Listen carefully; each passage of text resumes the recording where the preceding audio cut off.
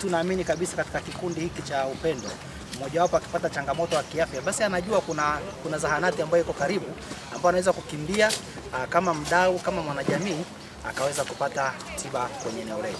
Na sisi tunaahidi katika zoezi linalofuata, mahali popote pale ambapo litaendelea, sisi kama kikosi cha afya zahanati ya polisi Mabatini tutajumuika na wao pia katika eneo lolote lile ambalo polisi kata atakuwa ametukaribisha au kikundi cha Upendo ambacho kitakuwa kimetukaribisha. Kwa hiyo wao Upendo wawe karibu sana na sisi, watumie zahanati yetu kama sehemu ya matibabu, familia zao, watoto wao watumie kituo chetu, na sisi tutakwenda kwenye jamii pia kwa ajili ya kuifikia na kuungana na nyinyi. Na Upendo wasisite kutuita wakati wowote ule, mahali popote pale wanapokwenda, wakihitaji mtu wa huduma ya kwanza wakati wanakwenda kutoa huduma huko kwenye jamii yao, wakitaka mtu kwa ajili ya first aid wakati wanaenda kwenye eneo lolote lile, basi kwa kupitia polisi kata watakuwa wametuambia tu, na sisi tutatoa madaktari, tutatoa wauguzi kwa ajili ya kwenda kushirikiana na hilo. Upendo Federation tunaguswa na kuwasaidia wenzetu, na sisi pia naomba tusaidiwe. Viongozi wote ambao wanazunguka na tuona tupo kwa sababu ya malengo makuu matatu manne. Tumeanzisha kikundi hichi kwa ni mwezi wa 9 mwaka jana, madhumuni ya kusaidizana sisi kwenye kaya zetu.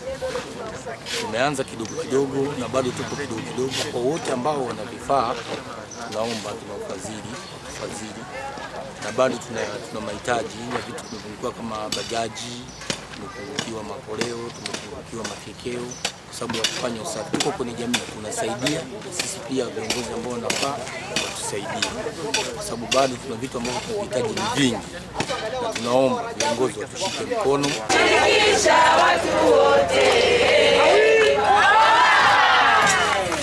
Tunaambizana changamoto nzuri, tunaombezana fursa kwamba sasa katika fursa hii kuna mikopo ipo ambayo inahitaji kikundi. Baadhi wataenda kuchukua mikopo na baadhi wataweza kufanya kazi zao.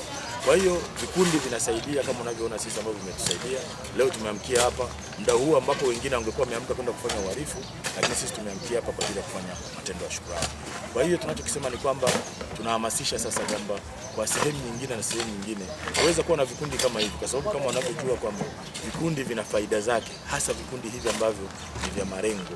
Vikundi vina faida zake. Tunahamasisha sehemu nyingine, hata kama sio kata Makutini, waweze kukutana kwa pamoja, waunge vikundi vya upendo, waunge vikundi vya mashirikiano. Hii itawasaidia kupunguza kuungana na vile vikundi ambavyo ni vikundi vya kuhamasisha vurugu, ni vikundi vya kuhamasisha taharuki, ni vikundi vya kuhamasisha kuvunja amani na mambo mengine. Tukikutana humu sisi tunahamasishana upendo kama jina la kikundi chetu, tunahamasishana amani na tunakuwa na uzalendo. Tunajua kabisa kwamba taifa hili linahitaji watu wazalendo. Uzalendo huu unaanzia kwa kutambua kama kuna wenzetu wamelala hapa na kuja kuwasaidia katika kufanya usafi. Uzalendo huu unaanzia kwa kujua kwamba tunatakiwa kukutana na kupeana elimu ya amani. Kwa hiyo sasa tunawahamasisha waweze kuunda vikundi ambavyo ni vya amani na upendo na kutambua uzalendo, kulikoni kuungana katika vikundi vya katika kuharibu mali na kuweza kufanya uhalifu.